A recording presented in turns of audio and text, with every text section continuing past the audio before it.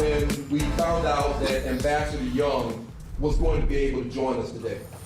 We here in Atlanta have had the privilege of years of taking for granted being in the presence of people like Ambassador Andrew Young, the Reverend Dr. Joseph Lowry, C.T. Vivian, Ralph David Abernathy, and many, many others. We see them every day. They are in the community. They come, they support. Ambassador Young is an active member of the Atlanta chapter of the 100 Black Men, and he comes to almost all of our functions. But guys, this man is a living legend. He is an icon. His impact on the world, not just the Atlanta community, not just the United States, but his impact on the world is noteworthy. We have the privilege today of hearing him speak to you about leadership in a global footprint. I cannot think of any other person better suited than to address leading in a global footprint than Ambassador Andrew Young. But I'm going to turn it over now to our chairman, Brother Milton Jones, to make the formal introduction. Well, thank you. Good afternoon, brothers. You really are in for a treat. And I will say that I've had the privilege of knowing Ambassador Andrew Young for a good many years. Every time I talk with him, I learn something new. Every time I read about him, I learn something new and understand just how more privileged I've been to be able to have walked on the planet with him at the same time. He was the first of two congressmen elected, African-American congressmen elected after Reconstruction. If that weren't enough, he was the 14th ambassador to the UN, and in fact, the architect of the first US policy toward the African continent that wasn't based on the Cold War. As a result of that, despite what many people will say, I will say that single-handedly the biggest reason Atlanta got the Olympics in 1996 is because of the relationships that this gentleman built on the African continent and their vote, as well as other votes, because anybody who knew him and met him had to respect him. And with that respect, we were able to be the Olympic city. When they thought it would go to Athens, Greece. So think about that. So when you look at, he was a mayor of Atlanta. One of the things that I remember is that we were just chatting about it. He went to, in his second year as mayor in 1983, he initiated something called the Mayor's Mass Ball. And that was done to raise money for the United Negro College Fund. I think many of you know I chair the board of United Negro College Fund, as well as chairing the 100. And so our Mayor's Mass Ball in Atlanta started then, and this past year, December of 2023, 40 years later, it raised $3 million in one night. And now there are more than 20 Mayor's Mass Balls around the country that generate millions of dollars of growth that lead to over $100 million raised towards scholarships by the UNCF. All that came from one idea from one great man. So if you wonder what difference an idea can make, you can see the difference an idea can make when you have a great leader driving it. You're in the presence of greatness, ladies and gentlemen, and it's my pleasure to hand the mic over to Ambassador Andrew Young.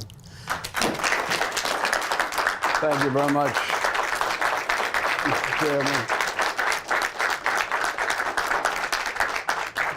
Brother Jones did a great job, but there's a couple of facts that I'm sure Ambassador Young isn't going to say. I think he wanted to do the introduction himself anyway. That's right. That I want to put out there. When he was mayor of Atlanta, he personally, it's been factually validated, generated over $70 billion, that's with a B, $70 billion in revenue for the city, created over 1,100 companies, brought 1,100 companies into the city. He's been given over 100 honorary degrees from different colleges and universities around the world. Brother Milton talked about his impact on the civil rights. He co-authored the civil rights legislation and the Voting Rights Act in 1964 and 1965, and personally led, and had a direct hand in overthrowing apartheid in Namibia and Zimbabwe. Just a few things that he's done. Okay, now I'm gonna let Andrew Young do his thing. Well, thank you very much, brothers. And it's always a pleasure for me to gather with this group. because I think I was in one of the first meetings, and 100 Black Men came about because we were aware that there was so much falling through the cracks here in Atlanta. And we were beginning to be successful politically. Maynard Jackson was mayor. I was next after that. He was there for 8 years. I was there for 8 years. And we were getting into a groove, but we were leaving behind so many people. And I remember this group deciding that it wasn't going to be just a fun organization of brothers. It was going to be a servant-led gathering. And one of the first things that I went to in the middle of the day was out at an elementary school, a middle school in Carver Homes. And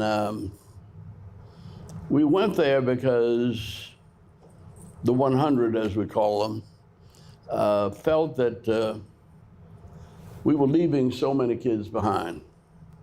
And we decided that, or they decided, that they would adopt this school and that they would take the 8th grade and anybody in that 8th grade that would work with us,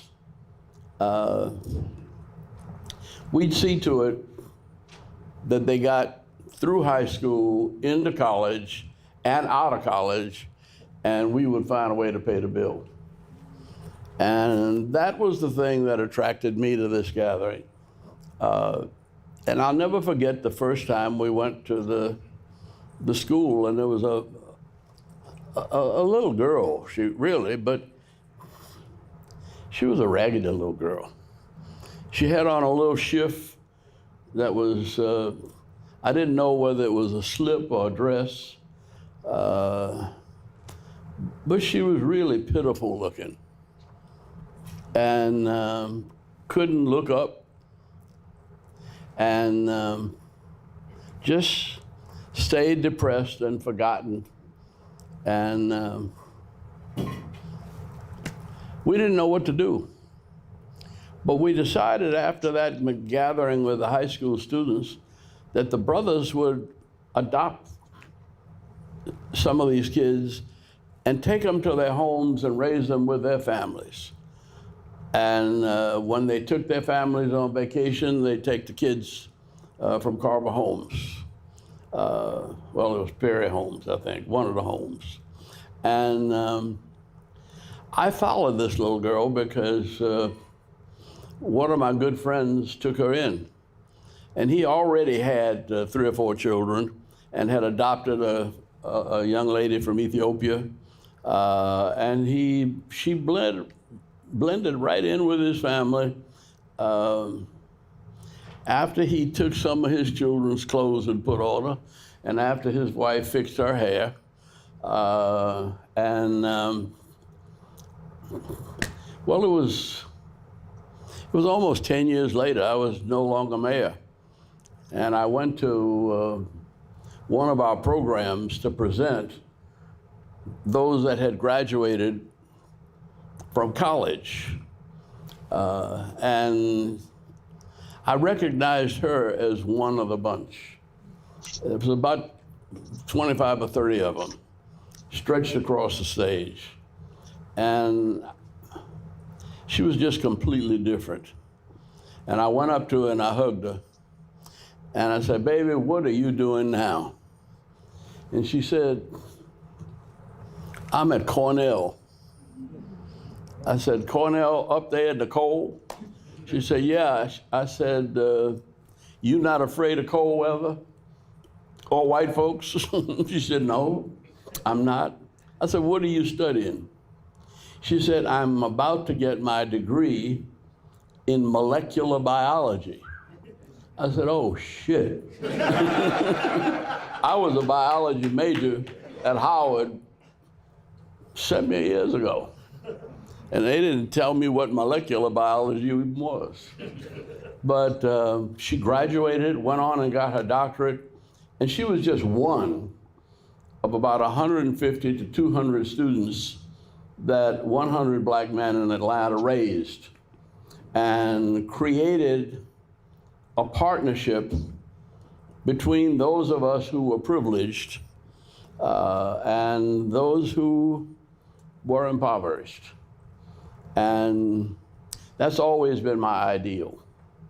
Now, there's a lot of other things we have to do to make that happen.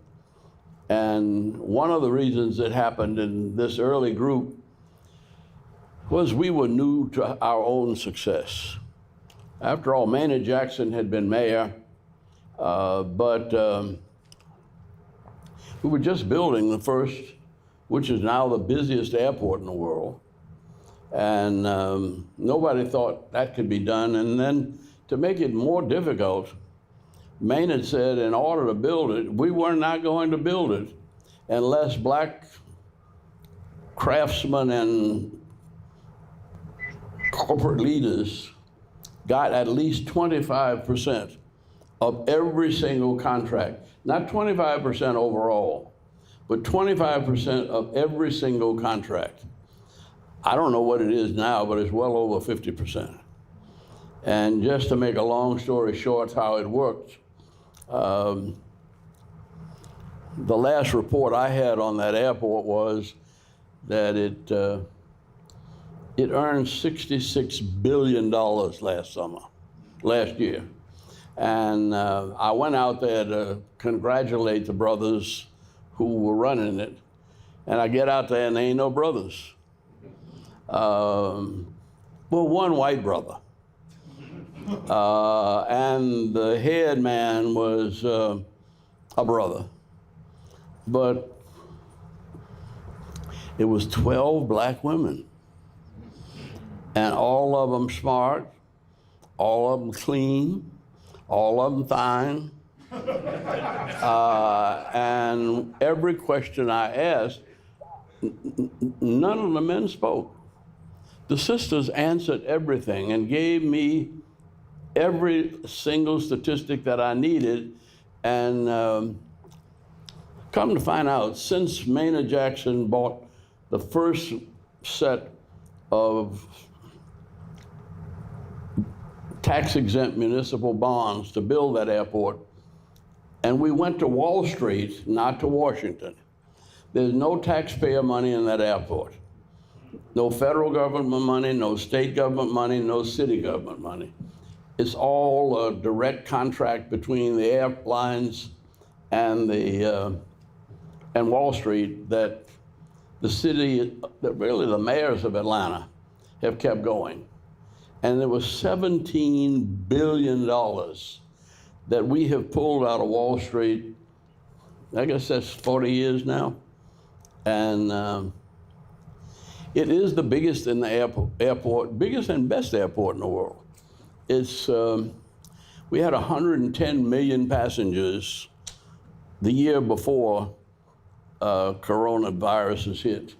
And we're back up to just about that now afterwards. And the second largest airport and busiest airport in the world is Beijing in China, and they're just 80 billion passengers. My phone's talking back to me, but it's not my wife, so I ain't gonna listen. But the reason for the Mayor's Mass Ball, too, was that if there was that much money flowing into the city, and that first 25%, then 35%, then when we brought the Olympics, it was 41% of every contract went to minorities, and it's probably got to be well over 50% now. If you look out there, I can't find anybody white running the airport, but they are running the airlines. And that's the thing that, well, it probably balances out, but one of the things that 100 Black Men were trying to do was make sure that the wealth that we were generating in this city didn't just stay to those of us who had been blessed with a college education, a graduate school, or parents that were able to look out for us and take care of us, that there were literally millions of people that came here struggling and that needed our help. We didn't consider ourselves a social service organization, but we put a major emphasis on public education. And just as we eventually, we adopted people from that one grade, eventually different small groups of brothers in the 100 started adopting schools. And they started working with the entire student body. And that is one of the things that separated Atlanta from just about everywhere else.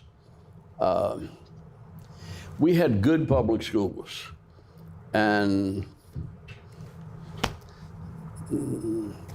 that's almost come to an end now.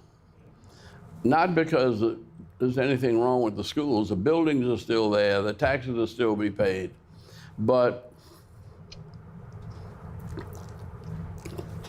the people who are running corporate America and the people who are running the airport used to not be able to get any jobs except school teachers.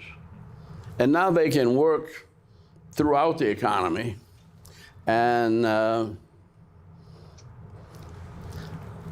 I think our smallest children are being neglected. And so I'm concerned now that 50 years later, we get back to focusing on public education. And just the presence of men dropping around. I tell this story because my nephew was in school in my neighborhood, and he came home crying, he was in junior high, and saying, teacher said, I can't come back unless you come see about me.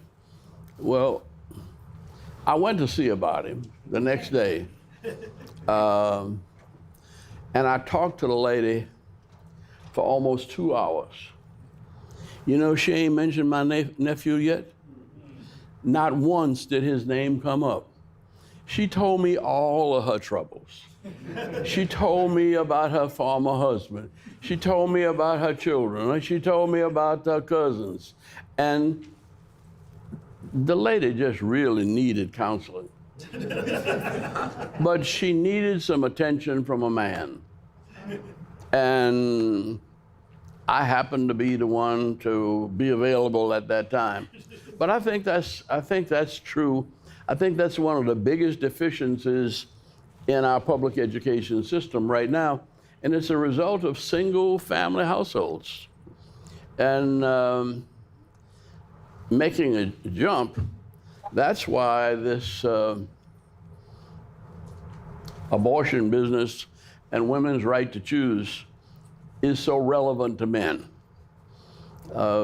Young fellow that's a friend of mine too was out playing basketball and coming home in a sweatsuit and, you know, got stopped down in Clayton County with a black sheriff.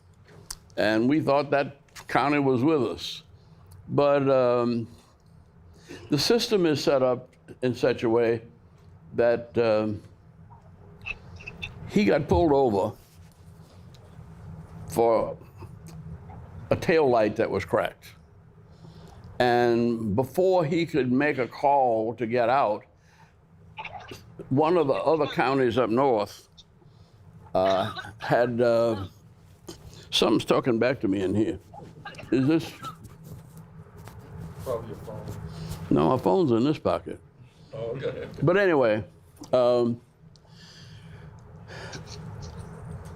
up in North Georgia, somebody had put his name on a warrant, supposedly not having paid child support. And up there where Margaret Taylor Greene and them are, and I mean, if I'd have gone up there to get him out, they probably would have locked me up there. But I finally ended up getting a former governor who lives up that way to go get him out of jail. But it took 50 days to get him released. Why? Because up there, they rent the jail from a private jailer. And they have to keep so many people in jail to pay their rent. And the issues that are coming up in this election and the issues that we are dealing with are really issues that are going to change one way or another everything about this country that you and I hold dear. And so I'm jumping from thing to thing, but I'm saying that this is basically a service organization. Now, we talked about this supposedly be about our work in international areas. Well, Martin Luther King sent me to the Middle East back in 1966. And it was his idea that this hotel was new, and we were doing pretty good on tourism. And he and Sandy Ray of New York decided that if we could get black tourists going to the Holy Land and get them staying with the Israelis and with the Jordanians, that would be one way to open up trade, and it helped this city get integrated because the first 4 conventions in this hotel were all black. And it was black disc jockeys, it was the Brunner Brothers, it was SCLC, and I forget who the 4th one was, but there were 4 in a row. And that made a $1 difference in downtown, and we now are, well, we probably have more hotels in Atlanta and metropolitan area. We're one of the #1 convention cities. And so we were thinking, or he was thinking, that with tourism, and I went over there to negotiate with both Israel and Jordan, and they both agreed. And we were going to have a rally at the Sea of Galilee. And both governments had agreed to put up an amphitheater around the Sea of Galilee. Sandy Ray was going to bring a 100-voice choir from New York, and Martin Luther King was going to preach from a boat in the middle of the Sea of Galilee where Jesus preached. And we called it Hallelujah in the Holy Land.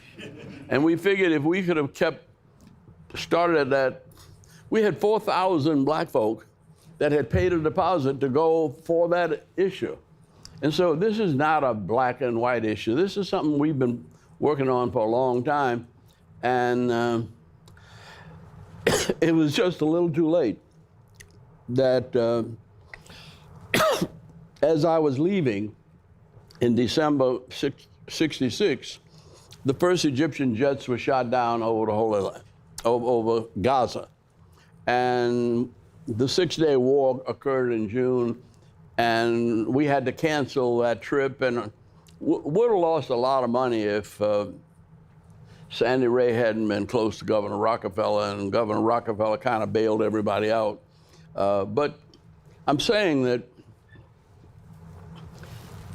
from local schools to international crisis, we would not have probably gotten Nelson Mandela out of jail if we hadn't started here. One of the things that we did in 1973, we had a tennis tournament here, and Arthur Ashe won it. And all of us were there, and we were cheering, and it turned out that the tennis tournament was sponsored by a company that was basically South African. And they asked if Arthur would come and play in South Africa in 1974. And that was controversial then, but he wrote He wrote 10 people, 8 white and 2 black. I was one of the black folk, and Bob Greene of Michigan State was the other one. Both of us told him to go. All the white folks said, no, you need to leave that alone. But he decided to go. And so we started in 1974 working on getting Mandela out of jail, because we were sitting in the government box with all of the people the Afrikaners who were responsible for all of the racism and killing and everything there. But they had to sit with us all week long. And they had to listen to us, and they had to ask us questions, and we broke down a tremendous number of barriers. And when Jimmy Carter got elected in '76 as president, and he made me ambassador to the United Nations, I already knew what was going on there and immediately started to work on it. I'm saying that there's nothing that's happened around here in the last 50 years that one of us 100 black men hadn't had something to do with. So prepare to be the kind of leader that your time requires, whether it's a public school leadership, or whether it's leadership in business, or whether it's leadership in educating in graduate schools of our young people. I think one of the crises we're going to have to deal with is a shortage of hospitals. And because they're closing hospitals like I don't know what around here. And healthcare is something you can't do without. And well, whatever the crisis is in your town or city and in your time, that's the calling of 100 black men. To stand up, show out, take over, and, make it a better day. Now, how do you get trained for that? I think it's mostly attitude. And you have to have a servant attitude. One of the things about all of us in the civil rights movement was we were mostly privileged and would have been spoiled if our parents hadn't been pretty sensitive and demanding. But I can remember my daddy was a dentist, and going into his office when I was about 4 or 5 years old, and I ran to the back, and he stopped his practice and came up and told me, listen, son, if you get to college, these are the people that are going to be paying your way. Don't you ever walk through here and not speak to everybody. And he took me out and made me, at 4 or 5 years old, made me shake hands with everybody, tell them who I was, and I still do that. I still try to stay in touch with people.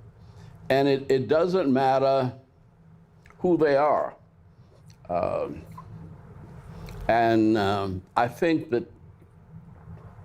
think I got to be congressman because we didn't have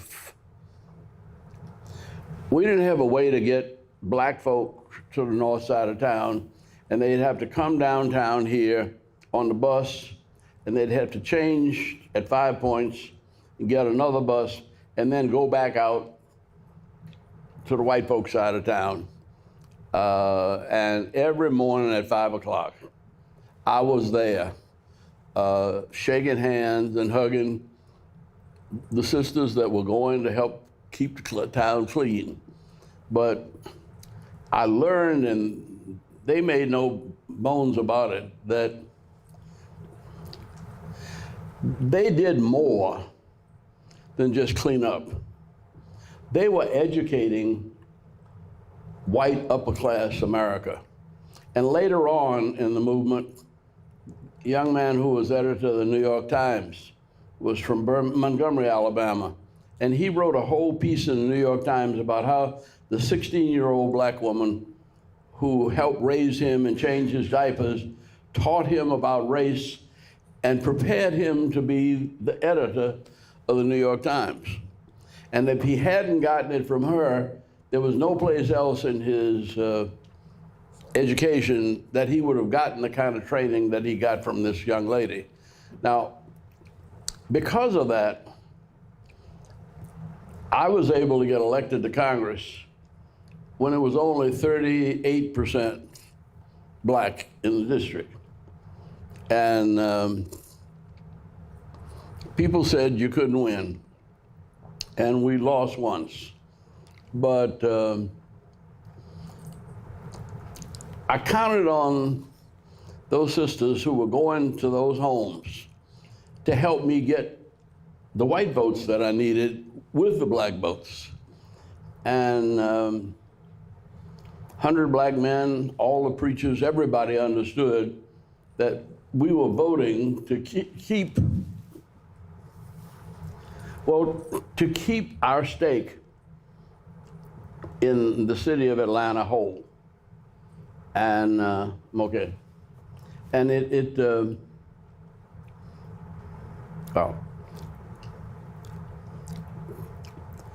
we organized, we got all the churches together, and when it came time to vote, the poll said I was 5% down. And then it started raining the day before Election Day. And I said, Lord, why'd you do this to me? You know, my people don't come out in the rain, and they got to worry about their hair and everything else. And it started raining the day before election. It rained until after the polls closed. But when I got up at 6 o'clock in the morning to go out and see what was happening, I saw the longest lines of black folk I'd ever seen in the rain. And it was some of these same folk that I hugged and shook hands with changing buses. But the Ethiopian taxi cab driver had bought the taxi company. And he got on the radio and said, everybody, if you need to get to the polls, call your neighborhood taxi driver. It's free ride to the polls all day long. Don't miss your opportunity. Every church had a bus, and we got the church buses to get people out. But we had a 75% black turnout in the pouring down rain.